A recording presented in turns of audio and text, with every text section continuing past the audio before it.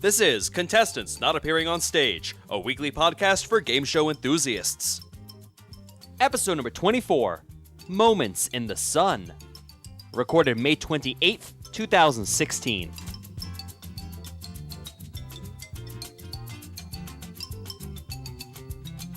Welcome back, everybody, to another episode of Contestants Not Appearing on Stage. Thank you so much for joining us on this Memorial Day weekend. At least that's when it is when we recorded this. My name is Torgo, and let's find out who my co-hosts are this week. Hi, I'm Jordan, aka Unique Perspective, and since he's not here, Adam, the tribe has spoken. Hi, my name is Tris, aka Tristan, and happy birthday, Half Off. We hope you can grab one of those boxes and give it to you for your birthday. I'm Derek, aka Thupa, and Dumb Dora was so dumb she thought a Chinese laundry washed their clothes in a wok. I'm Jason, aka JJ, and when I get on Wheel of Fortune, I hope that I make it to the bonus round and I can spin the bonus wheel and land on the apostrophe in America. I'm Randy, aka Jack521, and the person after me will say all of 2 sentences this episose. I'll take the over. And I'm Nick, and what was it? Oh yeah. Sorry. I don't think we're going to make it through 2 sentences. I'm taking the under now. Moving on to the actual topics at hand. First thing we're going to start off with, which we alluded to last week, the Price is Right nighttime specials. On Monday evening, we had the show that celebrated Survivor. Tuesday's show celebrated Big Brother. And Wednesday's show celebrated The Amazing Race. Now, I don't know if a lot of us had higher expectations because all the nighttime shows we've seen prior, or the ones we most recently had, were all $1 million spectaculars. So I don't know if we were expecting something along those lines with budgetary concerns or prizes that they offered. But I'll let everyone else elaborate further. But I feel like the general consensus of these 3 nighttime specials is that they were kind of a letdown. The content of the show was fine. It's just that I feel like we were led to believe that there would be more than what we actually got. I mean, I think for the primetime specials, they're fine. They did have a nicer budget, and I think having nicer $20,000, some $30,000 cars helped. I think everybody was just...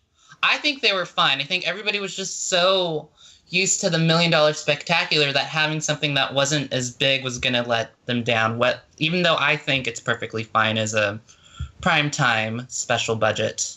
I mean, I think in general, they were fine episodes of The Price is Right. But I mean, the way I see it is that I felt like it could have just as easily fit as just a regular season special or even a quote-unquote celebrity episode. I guess when you see it move to prime time, psychologically you think something different is going on, when otherwise it just sort of flows as if it were just a regular special. So, good episode, but why prime time? I had to watch these episodes online because I work in the evening. And normally an episode of The Price is Right in daytime runs about, let's say, 38 minutes if you extract all the commercials from the hour-long program. The nighttime specials all clocked in at about 42.5 minutes.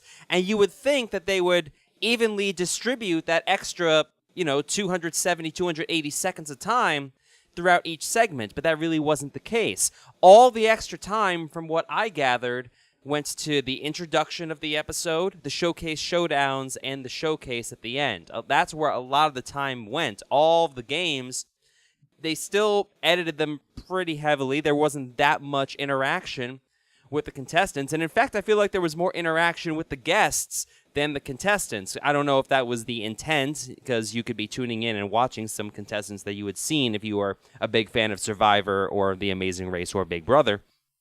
But a lot of the time went to the hosts of those individual programs rather than the guests playing for charity. And you may not have even known that they were playing for charity because they were a little perplexing regarding how that was going to work. From what I gathered, the contestants from the reality shows, if their partner won the showcase, that amount was donated to the charity of that reality star's choice.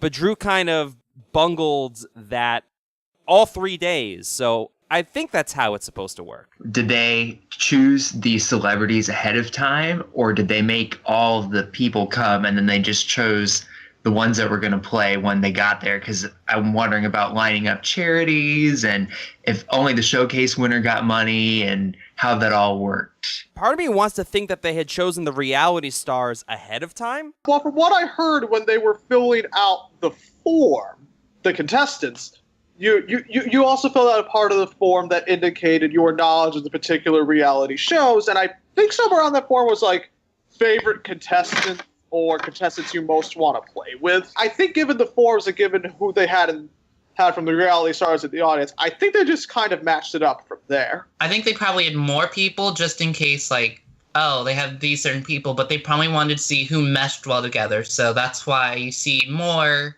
let's say, housemates or race teams than actually came on down. I felt like having them play for charity was fine, but I felt like that the reality stars were more set decoration than anything, especially because, due to standards and practices, the regular contestants were the only ones that could make a decision in any of the games or won bids or what have you.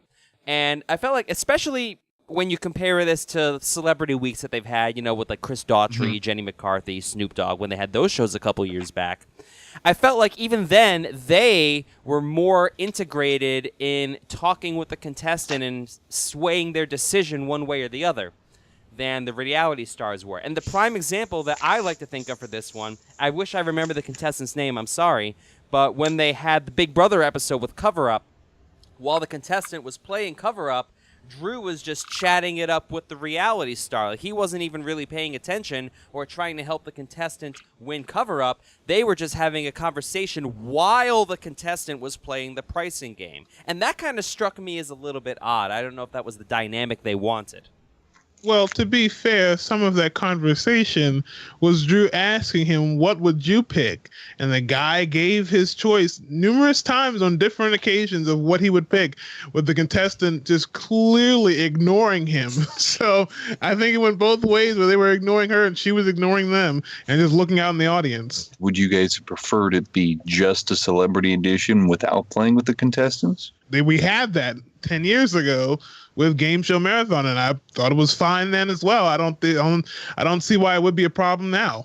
I think the reason they did that is because they couldn't fill up the studio with 300 alumni from a particular reality show, unless they somehow combined all of them and managed to pick 3 stars from The Amazing Race, 3 stars from Big Brother, and 3 stars from Survivor. But again, there's the liability of, could you find 300 people to fill the studio, or are they going to have to contract out, seat fillers? Well, that's what they did for Game Show Marathon, didn't they? Game Show Marathon, they didn't. Game Show Marathon, they had the celebrities planted in the audience, but otherwise it was a regular audience who came into the show to know that, hey, you're not going to play the game, you're going to watch the show, but these celebrities are going to play the game. And I mean, I say this with all due respect. Most of these reality stars in the audience aren't celebrities. I don't think in the future they necessarily have celebrity treatment. They could just be. Well, no, they aren't celebrities. We're calling them celebrities because to try to find another term to call them is difficult. For all intents and purposes for this discussion, they're celebrities. They're playing for charity, so they're not even playing for themselves. They're not really celebrities. They're not going to hold a candle to the people we had on Celebrity Weeks 1 and 2 a couple of years ago. What do you think worked the best out of the 3 episodes? The Survivor show from Monday, the Big Brother show from Tuesday, or the Amazing Race show from Wednesday? I think in just the sense of how it flowed together, how the theme worked well with The Price is Right, I'm going to go Survivor. I think they did the best job on Survivor, from having the different item up for bid tags look like the slips that they eliminate people from the island with, having the Jeff Probst snuff out the torches of the contestants as they lost on the big wheel was a great touch. Having the slips in Punch a Bunch also be the same slips that people use in eliminations on Survivor. I think they really well integrated the theme from Survivor into The Price is Right there. I would go Amazing Race, actually, in terms of incorporation. I think the actual content of the Amazing Race episode was a bit weaker, but I think the effort for Amazing Race, I actually think, was the most involved, with them extending the row, making the item up for bid cards particularly more involved. I think the most involved out of all of them, getting the Amazing Race mat during the big wheel. So I think in terms of incorporation, I would go probably Amazing Race, Survivor, Big Brother in that order. See, I don't know that I would consider my problem with the Amazing Race was that the two people were playing with the contestants, so it just felt kind of awkward. I know we've seen that during the daytime show, and I know you said they extended the row. I just felt like it came off as awkward, like there were just too many people up there.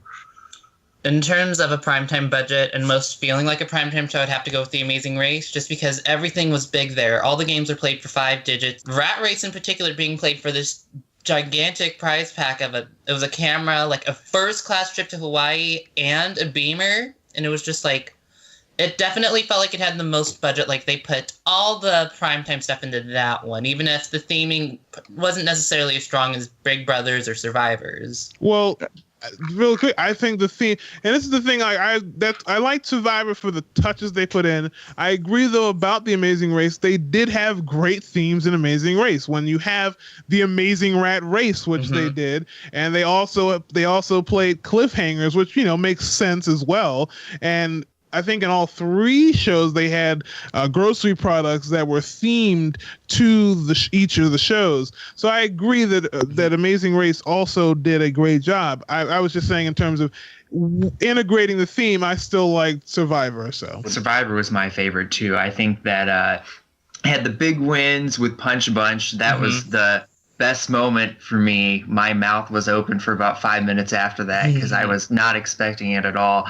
And as a fan, they had all the game changes, the set changes, and it just, for me, was the most interesting and the most entertaining episode. I mean, I think I agree with you. That was probably the best episode. I just think in terms of incorporating the theme, I thought Amazing Race did slightly better than Survivor personally, but.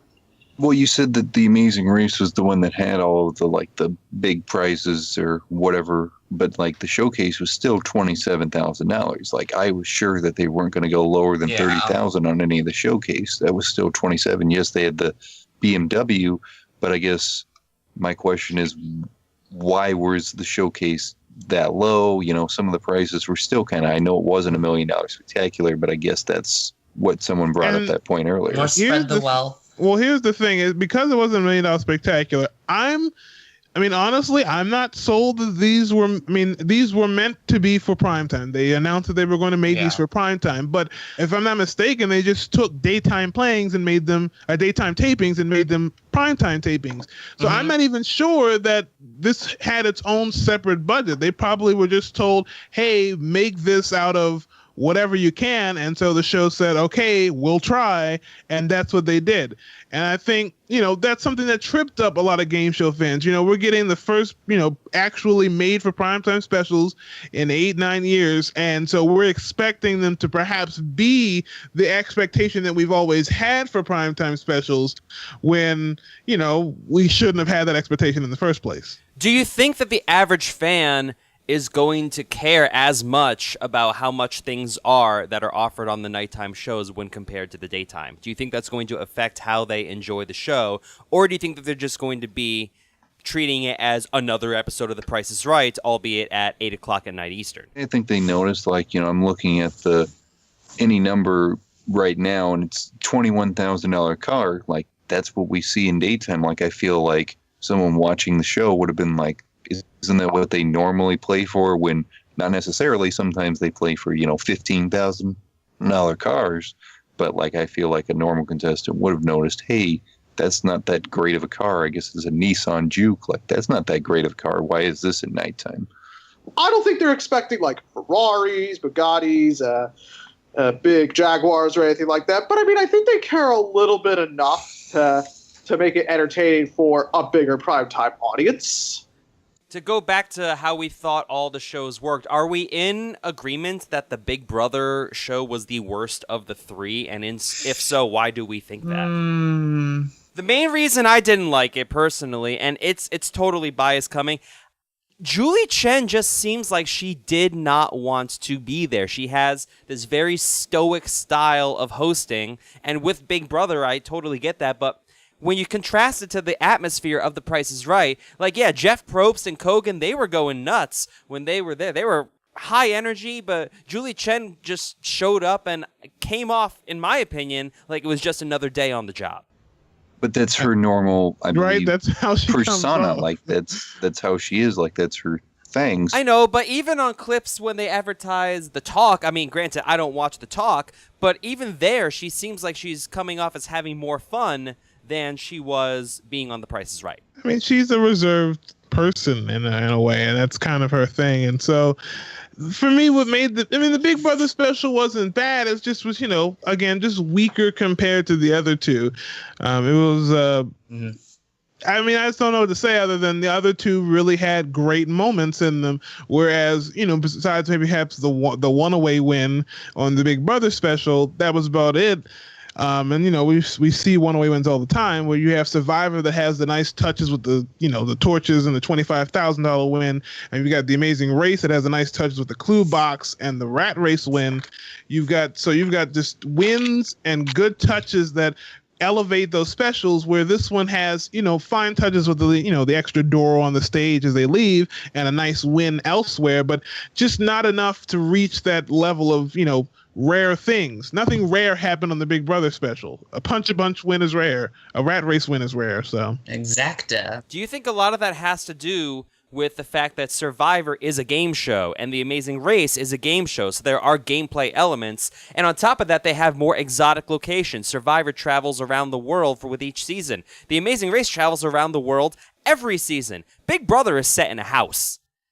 And it's just mostly people interacting with each other and talking. So I feel like how people interact with each other is how Big Brother works. But due to the format of these specials, you can't really have that in The Price is Right because the contestant pairings are isolated from each other.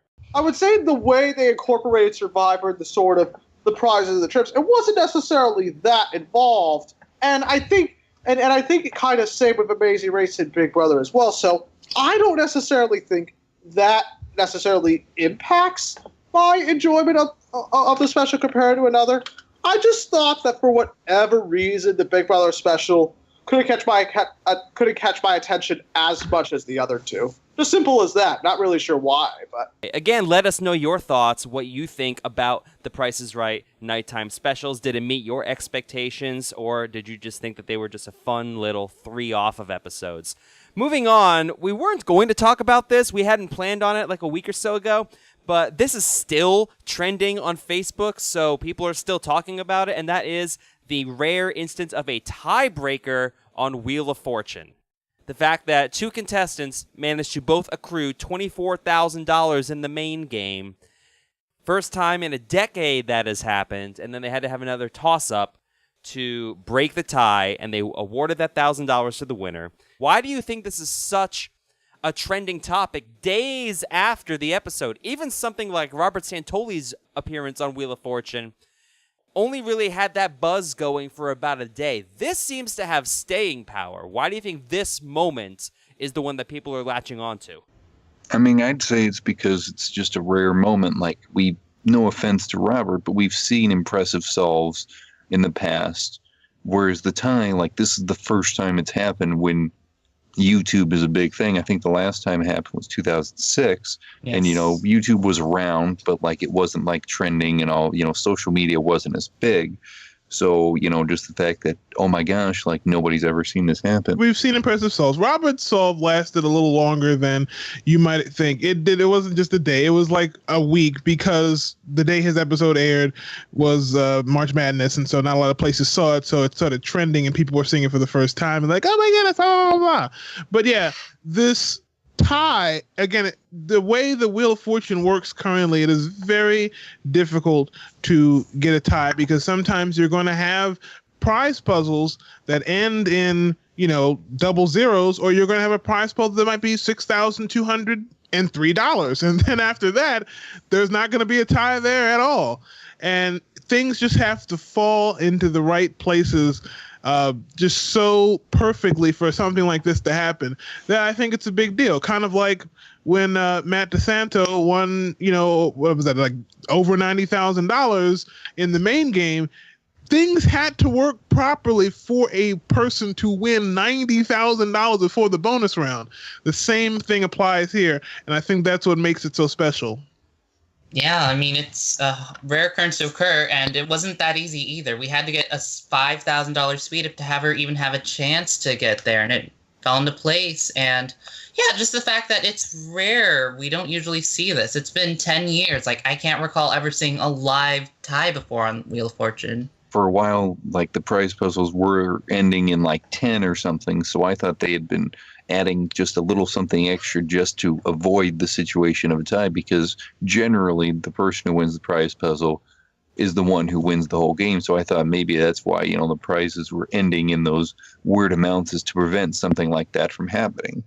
I think they did have go ahead. They had, I think it was last season, they were doing the camcorder from Sony, and that was making it really bizarre. There was like 1s and 9s and 8s, and then they didn't do that this year. So I'm wondering if that was like intended to be, like you said, to not have it as a round number, if it was just a promotional thing. It was promotional, and I think they weren't too worried about preventing ties. I think some of it's just, it happened that the price came up like that. But one of the things we also have to talk about this is probably one of the greatest comebacks in Wheel of Fortune history. Like, I know she was aided by a $6,000 spin, but she had the leader had $24,000. And for things to work out, it wasn't a puzzle with that many multiples in it. So for things to work out for it to go around to her enough times to get $24,000 and tie this thing up, that's pretty impressive as well. I think a lot of the reason why people like it as well is that it's a completely incidental event. When you have a really strong contestant on Wheel of Fortune who, in the practice rounds when they were auditioning and getting solves, 1-letter solves, 0-letter solves, I feel like the show kind of has an expectation like, okay, this contestant's going to do ridiculously well. We can prepare for a viral moment. There's no way you can possibly prepare for a tie occurring on Wheel of Fortune, even if you have all the prizes ending in double zeros for their values. It's just one of those moments that you just cannot prepare for. It's like during my taping of The Price is Right, when the contestant won Time is Money with the full $20,000, the only time that's ever happened. All the producers on the show were just like, their jaws all unanimously dropped, even when, as soon as the winning klaxons went off. Like, no one expected it to even be a possibility. And that's what makes it a great moment, is the sheer unexpected nature of it all. So I feel like, especially not with the contestant you guys had playing Time is Money. Like, she did it? This thing? Did you just call her a thing, JJ? Send all complaints to JJ920. Remember, old people are things. But the point is that you cannot. It's impossible to orchestrate that because there's so many random factors at play. Spin patterns, how you spin the wheel, ability of the contestants, the fact that someone else could solve the puzzle and completely destroy it. So I feel like it's that perfect storm of events. You could argue that some moments on game shows that go viral have some sort of level of producer orchestration applied to them, and I feel like Family Feud, right? But this could not have that happen. It's a pure coincidental moment, and I feel like that's why people are latching on to it, because it's why people watch game shows, for these perfect storms of situations and having a situation occur that could not be reached otherwise.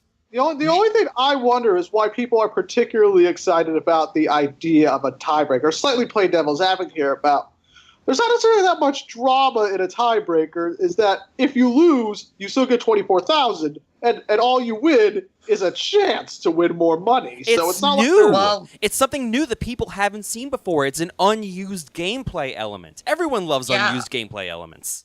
Jeopardy had a tie, a while back. So, I feel like that got some buzz. Like, I feel like the next thing that we're waiting for from a game show, something like Jeopardy, is when no contestants are above 0 at the end of, Double Jeopardy. I feel like when that happens, that's going to be a huge thing, because it never happens, and that's why. But the thing with Jeopardy, and why I don't think it's as big of a deal, is that the contestants choose the dollar amounts. They choose how much they wager on the Daily Double. Whereas Wheel of Fortune, while it's certainly not random, there are factors at play, it's more randomized. So I feel like it's more of a surprise when it happens on Wheel of Fortune versus on Jeopardy. But at the same time, the moment I was referring to on Jeopardy was I believe it was the team tournament when they both ended. I think it was 54,200. And the reason that was so interesting was because they both had betted all. They had somehow accrued different amounts each day, but then it equaled them betting it all equaled to a tie.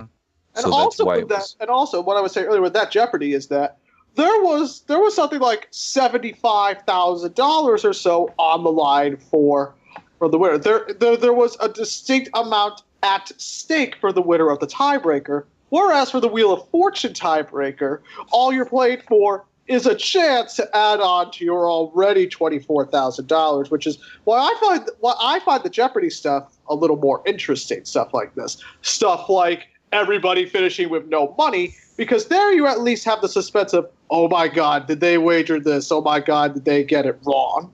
Whereas Wheel of Fortune, I feel like, just doesn't have that to quite that level with these moments. I think Torgo said it well with what unpredictable, because like he said with Time is Money, the producers didn't know that this was going to happen. Like, they were like, from what I've read around, they were shocked to see that it was going to be a tie. They had to figure out a way to break the tie and figure out what puzzle to use. Like, in the past toss-ups, we've seen whoever solves the toss-up just gets the right to go to the bonus round. But this time around, they actually gave him $1,000. So it's a question of, did they intend for it to happen, or did they just like, oh, we forgot how to do it, let's just do it like this? I'm sure they had. I think they had a plan, yeah. I think that somebody, I believe it was Robert, said that in his packet, the tiebreaker still says that, you don't win anything. It's just the chance to go to the bonus round. What I think happened, I agree with some other people, is that they didn't have a graphic ready that just said toss up, and they were like, screw it, let's just give them 1,000 rather than making a new toss up graphic. I think that makes. I think that does make sense. I think they always have puzzles available because games can go 6-7 rounds. So I'm sure they had a short puzzle available to use as a toss-up puzzle. But I do agree that perhaps they didn't have a graphic ready for a tie. It was probably cheaper to award the $1,000 than it was to pay for a new graphic, honestly. Well, I mean, to come up with that too. I mean, who knows how long it would have taken to come up with it. This just gets it done in studio. But at the same time, on JJ's note, you said they have this many puzzles ready. I don't know, was the puzzle they used for the tiebreaker, would that have been the round 6 or not? Because I know at one point when they went to 7 rounds, they only have 6 rounds prepared. Yes. They had to do like a 20-minute stop down while they got a 7th round puzzle. So it's not, I assume it's something with S&P or something where they have to have the set puzzles. Okay, this is on this show, this is on this show. So I assume it's something with that. Having been to a show where they match get 7 rounds, it's not 20 minutes, but they just have to figure out, I guess, which puzzle to use. And I bet that, Computer Programmer isn't that long of a puzzle. It definitely seems like it could have fit as a round 6 in this show. But again, as I know it's a broken record phrase, but again, what did you think about the tiebreaker in Wheel of Fortune? Keep the discussion going. Did you think it deserves as much attention as social media has been giving it, or do you feel like it's had its time, kind of let it subside, and maybe we can get a new moment next week? Before we go ahead and close the episode, does anybody have any brief mentions of any other shows before we go ahead and stop recording? I want to real quick, and I know we kind of talked about this a little last week, but I just want to mention, Wheel of Fortune this week as far as the Wheel Around the World theme. We kind of joked around the wheel stale last week, but I feel like it honestly is, compared to, if you look at some of these other shows that they've been, the other Wheel of Fortunes around the world, this week, they've been showing, more clips, and it looks like, they're all dancing around and all that stuff. And Pat even jokes around, it looks like they're having a lot more fun. Wheel is just set. I'm wondering if you think that, some of these formats from around the world would work in, the United States, where they're, dancing around and, giving up weird prizes. Do you think that would work in the United States? I think a lot of that has to do with how much standards and practices allows them to get away with in other countries. I wonder how much that has to do with how much time they have to devote to commercials in other countries, how much time they actually have to play with on air to give them a little more of a looser format. Because, I've seen a couple other international formats of shows, and a lot of them have more loose, fun-loving style, I think Aussie Price is Right comes to mind and stuff like that. But I know that they also have a lot less gameplay in the time that the show airs. So yeah, it's this delicate balance of how much focus you want to put on atmosphere versus gameplay. And US shows I feel always are going to err on the side of having more gameplay because they probably focus grouped everything, and that's what American audiences want.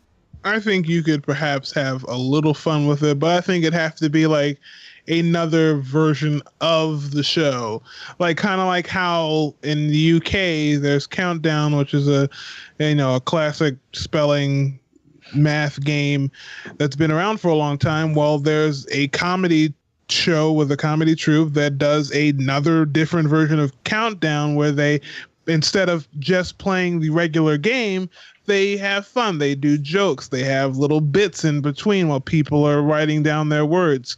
So that's something I feel like you could perhaps try, where you could have a different version of Wheel where it's not as serious. Perhaps you have comedians play the game, joke puzzles and stuff like that.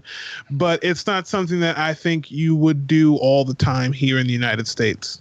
Not every country's television viewing audience has the same tastes. So who's to say that would necessarily work over here? Really quick, I just wanted to mention, because it is kind of humorous. I know we spent a lot of time talking about 500 Questions last week. And Ken Jennings appeared on 500 Questions, and he was eliminated almost immediately. He missed 3 of the 4 questions he was asked.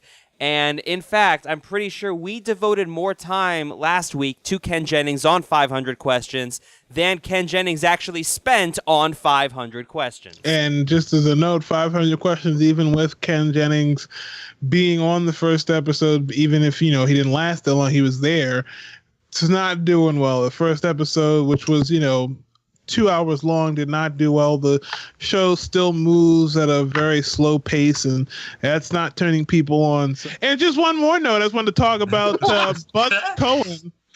Buzzy Cohen, the current champion on Jeopardy, he lost his game on Friday. He ends off as an 8 or 9 day champion with over $125,000. So that's a pretty good total. And he's currently, sitting high atop the leaderboard for the upcoming Tournament of Champions, as Alex Trebek wants to call it, whenever the upcoming Tournament of Champions is going to be, with the very few champions they have that have lasted more than 5 games. So congrats to him. Unfortunately, it was just starting to trend because, his little pithy put downs, if that's when you want to call him, of Alex Trebek, when he had lock games like "You're not rid of me yet, Trebek," were a little entertaining to me. Some people hated him, but he was on Good Morning America. He started the trend. Now he's gone. Oh, well, he'll still live on in his fame, and he's a music executive, so I guess he's got a pretty nice career ahead of him anyway. So congrats, Buzzy. We enjoyed you on Jeopardy, and we're so sorry you had to wait 2 weeks to continue your run because of DC. And that's about wrapping things up for this episode of Contestants Not Appearing on Stage. Thank you so much for tuning in. On behalf of all my co-hosts, my name is Torgo, and we will see you around next time. Until then, take care of yourselves. Enjoy the summer, which is finally here. Bye-bye. Thanks for tuning in to Contestants Not Appearing on Stage, part of the Torgo Entertainment Network. For more episodes of Contestants Not Appearing on Stage, check us out on YouTube or online at CNAOS cast.net.